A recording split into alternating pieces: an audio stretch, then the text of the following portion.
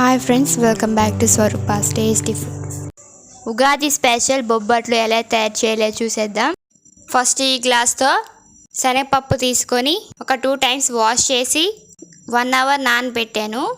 ఇలా నానటం వల్ల పప్పు అనేది త్వరగా ఉడికిపోతుంది.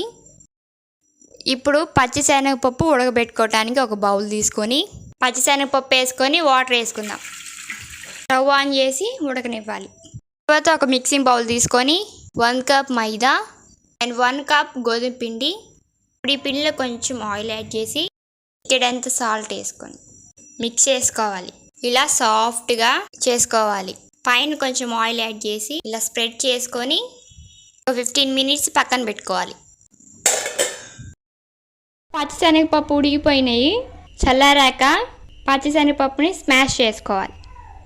స్మాష్ చేసుకొని బెల్లం వేసుకోవాలి. మనం ఏ గ్లాస్తో అయితే పచ్చిశనగపప్పు వేసుకున్నామో అదే గ్లాస్తో బెల్లం వేసుకోవాలి. అంతే క్వాంటిటీకి బ్లెండ్ అవుతుంది.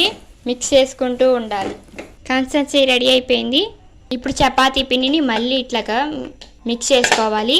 ఇప్పుడు కొంచెం కలుపుకున్న పిండి తీసుకొని ఇలాంటి షీట్ తీసుకొని, షీట్ లేకపోతే బటర్ పేపర్ అని యూజ్ చేసుకోవచ్చు. ఆయిల్ షీట్కి అప్లై చేసి ఇప్పుడు కొంచెం పిండి తీసుకొని ఇట్లా స్ప్రెడ్ చేసుకొని మనం రెడీ చేసి పెట్టుకున్నది ఈ లేయర్స్ పైన పెట్టి ఇట్లా కవర్ చేసుకోవాలి.